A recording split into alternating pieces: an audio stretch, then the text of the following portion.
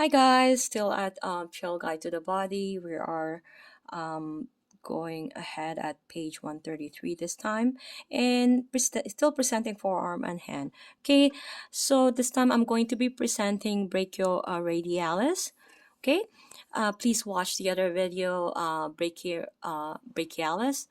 Okay, so please look at the image here. We have here the original insertion. We have here the anterior view of the right forearm showing the brachioradialis. Okay, so it does flex the elbow, the humeral joint, and it's superficial on the lateral side of the forearm. It has a long oval belly, which forms a helpful dividing line between the flexors and extensors of the wrist and fingers.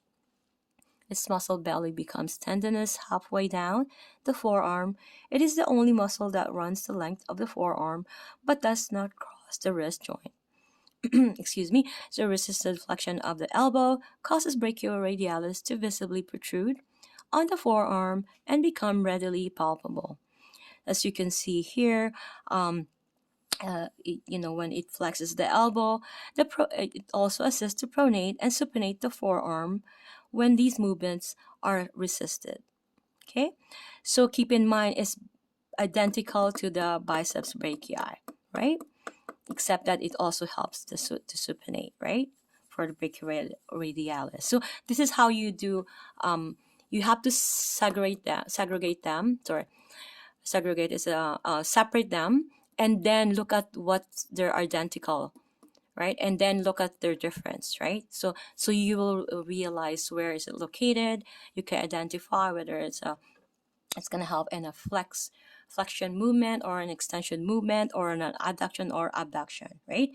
If you learn how to simplify, it's really not hard to learn the body. I know it's challenging because when I was a student, it was really hard for me. Okay, so moving forward to the image here, origin and insertion, we have proximal 2/3 of the lateral supracondylar ridge of the humerus, and we have the insertion and the stellar process of the radius. Okay, as you can see here, right? And innervation is radial nerves C5 and C6. Okay, so as you can see here, this image here, when do you usually use it? Is when you're turning a door handle or a screwdriver, right? This person in the image here is pressing the fist up into a table. It's a great way to get the brachioradialis to pop out.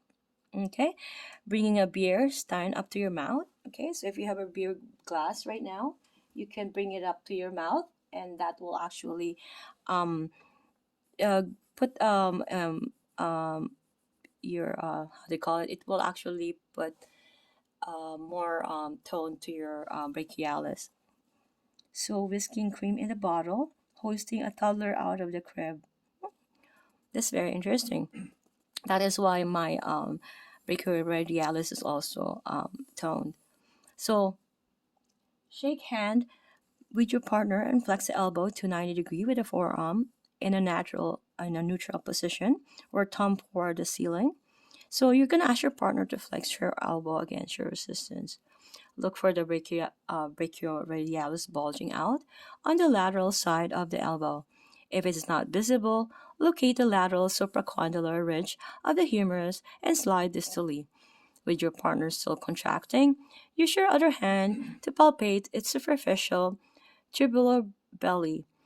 So try to pinch its belly between your fingers and follow it as far distally as possible. As it becomes more tendinous, strum across its distal tendon toward the solid process of the radius. So you can ask yourself this to confirm that you are on the right muscle, because it's really important that you know that you are on the right muscles, right? So upon resisted flexion of the elbow, like I said, doing this image here, right? Does the belly you are palpating contract and bulge out?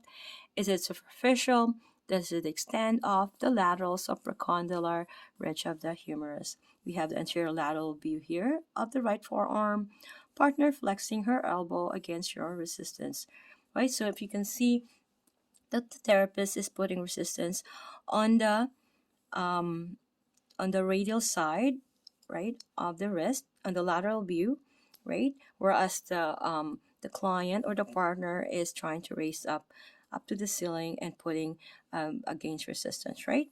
So I'll see you guys in the next video, and thank you so much, and I love you guys.